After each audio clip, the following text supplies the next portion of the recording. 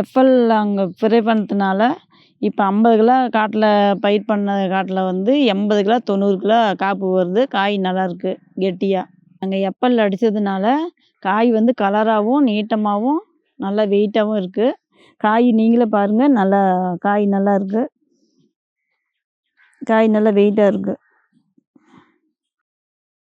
என் பேர் கோகிலாங்க. செட்டிச்சாவடி, நெல்லியாக்கரடு, சேலம் மாவட்டம். இது சின்ன வெங்காயம், பச்சை மிளகா, சாமந்தி 3ம் போட்டிருக்கிறோம். சின்ன வெங்காயத்துக்கும் பச்சை மிளகாய்க்கும் நாங்கள் பயன்படுத்தியிருக்கிறோம். செடி வச்சு 20 நாளுக்குள்ளே நாங்கள் பயன்படுத்தினோம். நல்லாயிருக்கு செடி. நல்லா பூ பிஞ்சு நல்லா வச்சுருக்குது. நல்லாயிருக்கு செடி. செடி வந்து நல்லா கருகருன்னு இருக்குது. செடி கொஞ்சம் நல்லா உயரமாக நல்லா வளர்ந்துருக்கு. அபிமான் வந்து நாங்கள் வாய்க்காலில் 100 லிட்டர் தண்ணியில் 1 லிட்ரு அபிமான் கலந்துருக்குறோம். ஆனால் அந்த வாய்க்கால் மூலிமா தண்ணி விட்ருக்குறோம். ஆனால் அந்த விட்டதுனால செடி நல்லா கருகருன்னு வருது.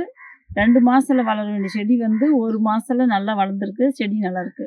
இது வந்து ஆர்பிக்ஸு 100 லிட்ரு தண்ணியில் வந்து நாங்கள் வாய்க்காலில் கலந்து இது 1 லிட்ரு கலந்து வாய்க்காலில் பயன்படுத்தினோம். இப்போ அதனால் வந்து நோய் தாக்கல் இல்லை. தண்டு வளர்ச்சி நல்லாயிருக்கு. செடி நல்லா ஹைட்டாக வளர்ந்துருக்கு. நம்ம எஃப்எல் டவுன் 7 அடித்ததுனால பூ நல்லா விட்டுருக்கு. செடி நல்லா கருகருன்னு இருக்குது. நீங்களே பாருங்கள். இது 3க்கும் நாங்கள் அடிவாரமாக பயன்படுத்தினோம்.